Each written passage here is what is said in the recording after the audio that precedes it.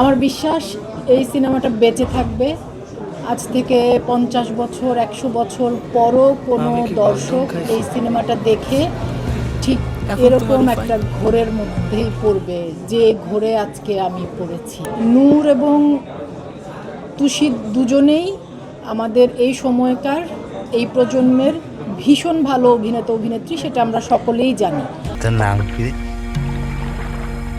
না হ্যাঁ, সাদুরবা রোহিত মেজবর রহমান সুমনের সিনেমা, এবং মেজবর রহমান সুমনের সিনেমা বলতে আমি বলতে চাচ্ছি যেটা ডিরেক্টরের সিনেমা। এমন কোনো গল্প বা বিষয়বস্তু না যা আমরা জানি না। মানবীর সম্পর্ক, প্রেম, মানব জন্মের ইতিহাস, কিন্তু সেটাকে যে এমনভাবে উপস্থাপন করা যায়, আমার কাছে না, মানে আমি কি শব্দ ব্যবহার করলে ঠিক শব্দ হবে জানি না। আমার বিশ্বাস এই সিনেমাটা বেঁচে থাকবে। আজ থেকে 50 বছর 100 বছর পরও কোনো দর্শক এই সিনেমাটা দেখে ঠিক এরকম একটা ঘোরের মধ্যেই পড়বে, যে ঘোরে আজকে আমি পড়েছি, বা যে একটা অনুভবের মধ্যে আমি আছি। আজ থেকে 100 বছর পরও কোনো দর্শককে হয়তো এরকমভাবেই স্পর্শ করাবে।